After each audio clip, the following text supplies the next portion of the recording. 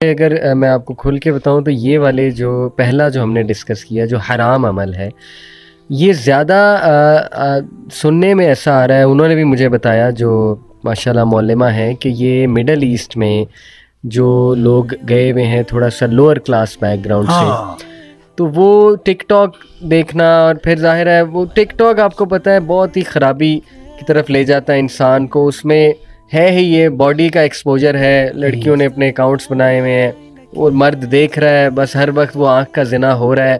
پھر وہ آہستہ ایجوکیشن ہے نہیں، ایجوکیشن ہے نہیں، بالکل اویئرنیس ہے نہیں، تو وہ اس طرف شیخ زیادہ جاتے ہیں، مطلب جتنا میں نے سنا ہے.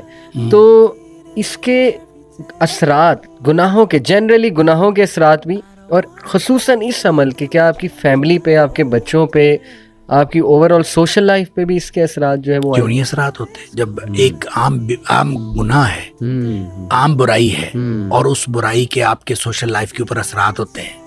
آپ کا وہ جو پہلے میں نے آپ کو چڑھائی اور اترائی کی مثال دی ہے، یہ کیسے ممکن ہے کہ آپ ایک برائی کا ارتکاب کر رہے ہیں اور وہ برائی آپ کی اترائی کا باعث نہیں بن رہی؟ یہ کیسے ممکن ہے؟ آپ اتر رہے ہیں، آپ گہرائی میں جا رہے ہیں. لہذا جب آپ گہرائی میں جا رہے ہیں تو جب میاں بیوی کا باہمی تعلق گہرائی کی وجہ بن رہا ہے تو اس کا مطلب ہے اس کے سوشل امپیکٹ ہے. اور وہ جو سوشل امپیکٹ ہے وہ آپ کے دیکھیں کچھ چیزیں ایسی ہوتی ہیں جو مرئی ہوتی ہیں، نظر آتی ہیں، اور کچھ چیزیں نظر نہیں آتی، اور جو نظر نہیں آتی وہ کتنے اثرات ہیں ہمیں پتہ نہیں چلتا. غیر مرئی قسم کے اثرات ہوتے ہیں. مثال کے طور پر دیکھیں غیبت ہے، غیبت ایک گناہ ہے، اور وہ آپ نے کسی ایسے شخص کا کیا جو موجود نہیں ہے، غیبت اسی کے لیے کی. تو کوئی بھی بات آپ کریں، اب میں نے آپ سے بات کی، کسی تیسرے آدمی کے بارے میں بات کی، بات ہوئی، ختم ہو گئی، لیکن یہ ختم نہیں ہوتی. نبی اکرم صلی اللہ علیہ وسلم نے اس وقت جب حضرت عائشہ صدیقہ رضی اللہ تعالیٰ عنہ نے حضرت صفیہ کے بارے میں رضی اللہ تعالیٰ عنہ کے بارے میں یوں اشارہ کر کے بتایا تھا نا کہ یہ چھوٹے قد کی ہے، تو نبی کریم صلی اللہ علیہ وسلم فرمایا تھا عائشہ تم نے اتنا بڑا گناہ کیا ہے کہ اگر اس کو سمندر میں ڈال دیا جائے تو پورے سمندر کا رنگ بدل کے رکھا. اس کا مطلب یہ ہے کہ ہم جو بھی اس طرح کا گناہ کرتے ہیں جس کا تعلق کسی بھی دوسرے فرد کے ساتھ ہے، تو وہ گناہ معاشرتی امپیکٹ رکھتا ہے. یہ ہو نہیں سکتا کہ اس کے معاشرتی اثرات نہ ہوں. اس لیے آپ کا گھر، آپ کے بچے، آپ کے اہل خانہ اور آپ کے رشتہ دار سارے کے سارے اس سے متاثر ہوں گے with the passage of time. وہ ون وے اور دا ادر کوئی نہ کوئی مسائل آپ کو ہوتے رہیں گے.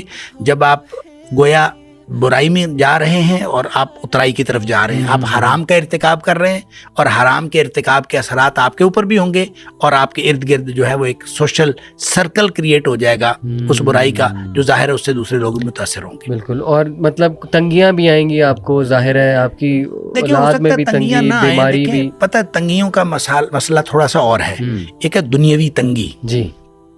دنیاوی تنگی ضروری نہیں ہے کہ آئے. اب کفار بھی تو ہیں، ان کو بھی تو نہیں آتی. بہت سارے بے دین لوگ ہیں، ان کو کوئی تنگی نہیں آتی. بظاہر وہ ان کو بعض اوقات بیماری بھی نہیں ہوتی، اور اس طرح کے لوگ ہوتے ہیں، ان کو کوئی تنگی دنیاوی تنگی نہ آئے. ہم اصل میں تنگی کو کیلکولیٹ کرتے ہیں دنیاوی اور میٹیریل تنگی سے. تو وہ تنگی نہ ہو تو ہم کہتے ہیں یار وہ گناہ بھی کر رہا ہے اور موج کر رہا ہے. بالکل. دیکھیں اصل تنگی وہ ہوتی ہے کہ آپ دین کی طرف نہ جا سکیں.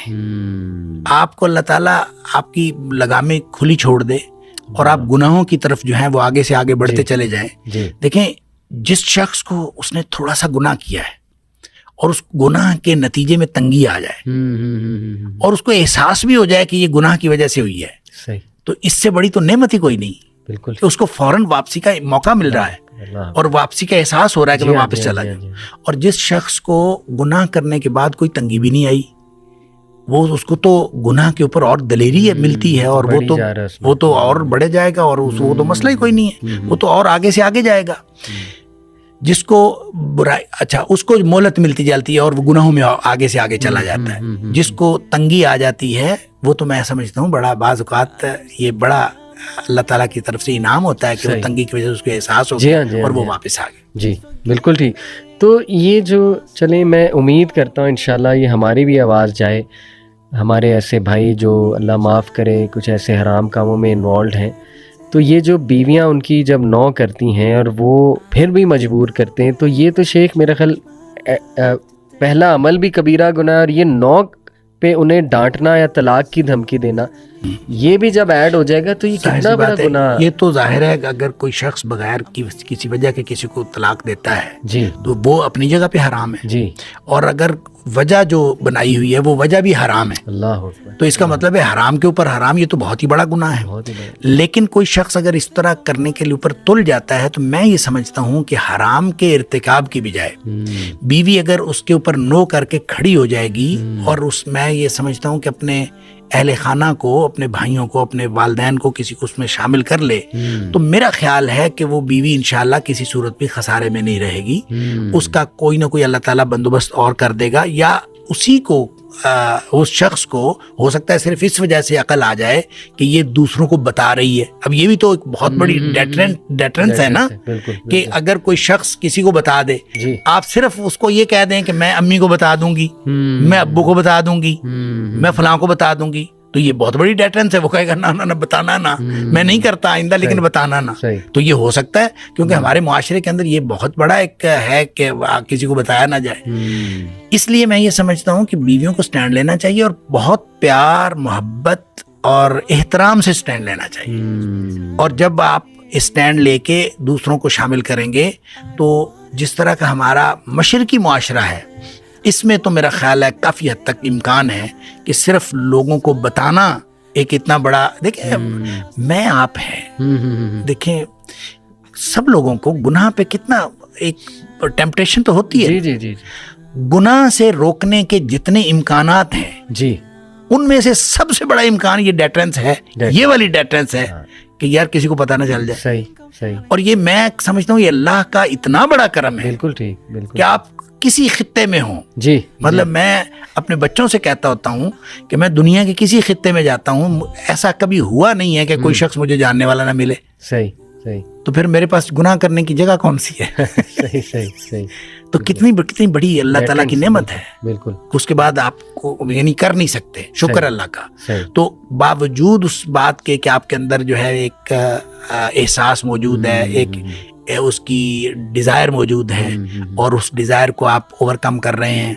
ओवरकम करने के लिए अल्लाह ने इनामात दे दिए हैं, अल्लाह ताला ने आपको इस तरह का पोजीशन ऐसी दे दी है, मुआशरे के अंदर ऐसी पोजीशन दे दी है कि आप कुछ कर नहीं सकते। तो अल्लाह का शुक्र है, अल्लाह का शुक्र। तो इसी तरह से मैं ये समझता हूँ कि अगर ख़वातीन इस बात पे अपने सोशली अपने इर्द गिर्द के जो दायराकार हैं उन लोगों को इन्वॉल्व करें तो मेरा ख्याल है शायद वो रुक जाएंगे।